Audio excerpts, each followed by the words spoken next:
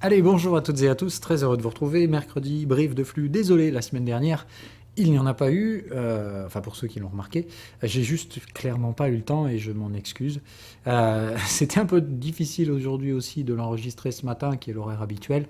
Mais on le fait cet après-midi sans problème et on rattrape donc les 2 dernières semaines. Et Dieu sait qu'il s'en est passé des choses. Donc, on avait ici toujours une grosse indécision sur cette zone, à savoir donc potentiel démarrage d'un troisième flux haussier ou séquençage d'un troisième flux baissier, eh bien on a eu la réponse. Troisième flux baissier, comme je l'avais dit, je ne l'avais pas vendu celui-là parce que mes ordres n'avaient pas été touchés ici, qui était juste légèrement plus haut. Hein. Donc j'avais pas été pris dans ce troisième flux baissier. De toute façon, ça aurait été impossible de s'en sortir. Et comme vous le voyez, il n'y a pas eu de troisième borne de range. Concrètement ici, c'est un V-bottom, c'est-à-dire retour immédiat à la zone de vente. C'est-à-dire que tous ceux qui ont vendu ici, en respect des stratégies de flux, vous n'aviez aucune option pour sortir de là. Autrement dit, c'était vente, ici vous vous mettiez à break-even, et maintenant vous vous êtes fait chasser comme des malpropres. Donc, pour ma part, encore une fois, l'indécision totale de ce marché devrait vous interpeller. Quand vous êtes par rapport à ce genre de marché-là, d'accord, c'est-à-dire vous avez une séquence de flux que vous connaissez bien et elle n'est pas respectée dans le sens où ici on vous a tout simplement chassé. D'accord, si vous étiez vendeur, vous n'aviez aucun moyen de récupérer vos profits autrement que de trouver cette zone-là qui était tout à fait aléatoire. Les règles normalement, c'est vous sortez sur une troisième borne, c'est-à-dire qu'ici vous auriez dû sortir en repli à 4160. Ce repli ne vous ayant pas été proposé, vous êtes stoppé normalement à break-even. Autrement dit, les vendeurs n'ont pas pu récupérer le gain du troisième flux, ce qui sous-entend toujours le même problème, c'est-à-dire, pour ma part, on devrait voir des signaux de cette incertitude sur l'unité supérieure. D'accord, comme je vous dis, le marché est volatile, on était toujours sous l'influence de cette alerte de volatilité, mais on est plutôt sur la fin. Là, ce qu'on peut dire, c'est qu'en tout cas, celle-là, elle aura bien produit son bordel. C'est-à-dire qu'en soi, regardez où on est. Si, boîte de contexte plus tard, on est toujours au même niveau, 4350, et le balayage aura été d'une violence sans nom. Bref, autrement dit, la volatilité sous toutes ses formes, ici, sous son plus beau jour, même on va le dire, je ne sais clairement pas où on va. Hein. Pour ma part, c'est très simple. Moi, je vous l'avais dit, j'avais tradé à l'achat de mémoire, je crois, sur ces zones-là, hein, là, enfin tous ces bottoms-là, hein, et je vous avais dit, attention, mes stop-loss, c'est pas tout de cave non plus, hein, donc voilà, j'ai pas été stoppé, évidemment, donc j'ai récupéré mes profits ici. J'ai envie de dire, entre les vendeurs qui se sont fait stopper et les acheteurs qui se sont fait malmener, je prends mon gain et allez tous vous faire foutre.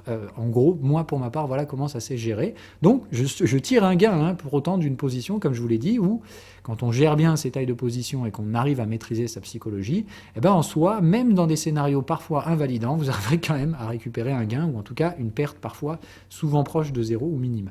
L'intérêt de positionner ses stop-loss, c'est sûr que celui qui s'est fait stopper tout en bas ici, ça fout un peu les boules. Voilà. Bref, pour ma part, donc, comme je vous dis, à ce stade-là, la seule indécision que ça me donne, c'est qu'effectivement, donc, le séquençage de flux baissier n'est pas propre non plus. On vient chasser les vilains vendeurs. En même temps, je l'avais dit quand même dans les briefs hebdo que vendre sur les supports, c'était quand même pas très très malin. Mais normalement, dans les UT de flux, on l'a dit, il ne faut pas que vous réfléchissiez dans les contextes hebdomadaires. Juste de prendre en compte éventuellement ces éléments-là pour moduler vos tailles de position. Et comme on l'avait dit, les tailles de position à l'achat doivent être supérieures des tailles de position éventuellement prises à la vente. Bon, quoi qu'il en soit, je vous dis, mis à part des vendeurs qui seraient sortis un peu sans raison, le reste des vendeurs, normalement, est maintenant chassé. Et j'ai envie de dire, on est un peu à l'équilibre. Il y a bien eu un troisième flux vendeur, ce qui m'invite à penser que si on est bien dans une séquence corrective, comme je vous dis, après 3 flux vendeurs, il va falloir laisser 2 flux acheteurs, c'est-à-dire un premier, un deuxième. Par flux, j'entends donc qu'il faut que les contextes passent au-dessus de la moyenne, même temporairement, mais il faut que ça se produise. Donc on va regarder ce que ça nous donne pour l'instant.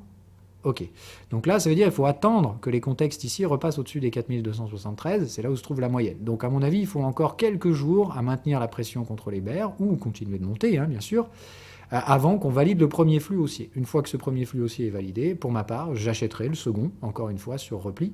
Mais tout doucement, hein, c'est de dire, j'achèterai en repli, tranquillou, un deuxième flux acheteur, et puis ensuite, je laisserai éventuellement se réapprécier 3 flux correctifs baissiers. En tout cas, voilà pour ma part, donc, le narratif, c'est de dire, donc, pour l'instant, les flux baissiers horaires se sont installés en séquence de 3 flux.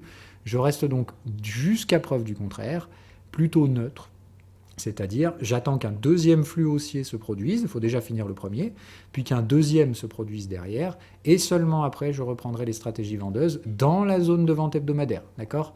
C'est bien toujours la même, c'est-à-dire cette zone de troisième borne, qu'on ne voit pas ici sur le S&P 500, hein, mais donc je vous rappelle, on a quand même fait contexte à contexte, donc il y a bien ici une troisième borne, sans problème, sur sur le S&P, on la voit, hein, sur le SPX, sur le cash, on a bien retourné ces contextes hebdomadaires. Donc on fait attention, dans cette zone-là, pour ma part, c'est là hein, que les vendeurs vont redéfendre. Donc il est possible, selon les séquences de flux, qu'on ait un petit repli, puis un deuxième flux acheteur correctif, avant d'éventuellement redémarrer une nouvelle séquence de 3 flux à la baisse. Ok? Donc voilà pour ma part, comme je vous dis, de toute façon on a du temps, hein, c'est-à-dire dans le séquençage des résistances hebdomadaires, on a dit cette résistance tient normalement jusqu'à mars 2024 à peu près, hein.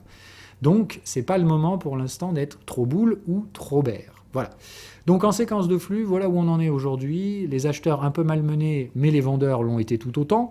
C'est toujours le signe pour moi qu'il y a des alertes de volatilité, mais il me semble qu'à ce stade-là, on devrait retrouver un petit peu plus de normalité, puisque je ne vois pas de nouvelles alertes de volatilité. Donc soit là, on redéclenche une alerte de volatilité dans les prochaines semaines, soit pour ma part, ici, c'est plus de dire, voilà le bordel, entre guillemets, on a fait un gros range, bien bruyant, effectivement, la valeur moyenne de ce range, c'est 4350 points sur le S&P, et à partir de là, ceux qui se sont fait lessiver au milieu, tant pis pour eux. Maintenant, normalement, comme je l'ai dit, si vous avez suivi les règles de la stratégie, en soi, vous avez gagné de l'argent dans ce chaos. C'était impossible de perdre de l'argent ici.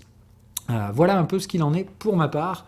Donc attention, hein, si vous avez été stoppé à break-even, c'est pas le moment de panique à bord, je revends, je rachète, je ceci, je cela. D'accord? Fin d'alerte de volatilité égale laisser du temps au marché de retravailler les contextes. Pour ma part, c'est en horaire qu'il faut travailler. Je pense que le premier flux acheteur permet aux acheteurs qui se sont fait un peu piéger de sortir avec des gains. Pour les vendeurs, ça a été normalement une sortie sans perte. Et à partir de là, voilà, pour ma part, je dirais, la balle est au centre et il n'y a plus grand-chose à faire aujourd'hui. Les UT de flux devraient se renormaliser. On arrive sur les fins de ces UT, sur la fin de ces alertes de volatilité. Donc pour ma part, hein, vraiment, c'est de dire toujours une exposition haussière du portefeuille, mais sur la partie spéculative du portefeuille, futur, etc., trading du S&P 500, trading de flux, là où je pose le cerveau et je ne réfléchis pas nécessairement en logique de long terme, pour ma part, c'est trop brouillon. On a piégé les deux camps, ce qui m'invite à dire, en tout cas, la valeur me semble plus ou moins proche des prix actuels, et du coup, ça ne m'intéresse pas. Disons que je traderai des décalages de la valeur hors de ces zones-là. Pour l'instant, franchement, ça a été très brouillon sur cette structure de flux. Brouillon, mais profitable. Comme quoi, encore une fois, les stratégies ne sont pas là pour prédire l'avenir, pour vous trouver les points hauts et les points bas, mais juste pour éviter que vous perdiez de l'argent. Et normalement, ces stratégies sont profitables quand vous les répétez sans changer les règles. Voilà un peu mon état sur le S&P 500. Sur les cryptos, comme on l'avait vu, en revanche, là ici, sur les UT 4 heures, le troisième flux, donc toujours bien lancé sur Bitcoin, aucun arrêt, pas de troisième borne à l'horizon. On va garder le temps quand même que ça se construise. Donc comme vous voyez, on est très loin des troisièmes bornes. Il faudra un repli à 30 000 sur le Bitcoin pour signaler la fin potentielle de ces flux. Et je dis bien potentiel, hein, c'est-à-dire si à 30 000 on fait un V-bottom, c'est mort. Hein, donc c'est toujours pareil. Attention, il faut tenir des troisièmes bornes derrière. Donc ça me paraît pour l'instant toujours compliqué de voir un narratif baissier. La question se pose toujours quant à Ethereum. Ethereum va-t-il déclencher son troisième flux? On arrive et on est revenu sur les zones qui ont rejeté en troisième borne. Hein. Je vous rappelle, on avait donc une troisième borne en retard ici qui est venue se caler sur l'UT supérieur derrière ici. Donc là, on a un gros niveau à 2000. Là, clairement, Ethereum, si ça pète les 2000, c'est un gros bouchon de champagne. Évidemment, tout le monde l'a vu venir. Donc on fait attention sur ce truc-là. Mais Ethereum cherche à casser les 2000. Tant que c'est pas fait, évidemment, ça reste un achat sous résistance. Donc je vous recommande encore une fois beaucoup de patience. Comme je vous l'ai toujours dit, c'est sur les supports qu'il faut acheter, pas quand on est sous résistance. Voilà. Donc moi, perso, c'est dans ces zones-là que j'ai acheté. C'est trop tôt pour mettre à break-even. Passer les 2000 $, c'est le niveau qu'il faudra franchir pour ma part pour pouvoir considérer une mise à break-even. Et en attendant, ça veut dire que vous devez gérer le risque de l'incertitude. Et oui, je ne sais pas plus que vous, c'est tout aussi inconfortable. Pour moi, ça ne l'est pas, et pour vous, ça l'est peut-être, mais ça deviendra, vous apprendrez à faire avec, je l'espère. En tout cas, c'est le but de ces vidéos de partage, pour vous montrer, voilà, tout simplement, sur des marchés en temps réel. Je ne connais pas plus l'avenir que vous. Là, on ne travaille pas sur de l'historique, on travaille vraiment sur du temps réel. Et ce que j'aimerais vous démontrer, c'est que moi, pour ma part, ça va jamais me stresser le trading de flux. Je sais qu'il ne faut pas réfléchir, que ça peut accélérer, ralentir, etc. Et je sais qu'à l'époque, ça a été très inconfortable pour moi et que du coup, ça l'est probablement pour vous aujourd'hui. Mais vous en grandirez, tout comme moi, j'en ai grandi à l'époque. Voilà en tout cas l'objectif à suivre. Mais je veux vous le montrer et vous le prouver par A plus B. Voilà. Donc comme vous le voyez, malgré ici, par exemple, sur S&P 500, un marché un peu chaotique et bruyant, je m'en sors quand même avec de l'argent. Donc voilà un peu le délire.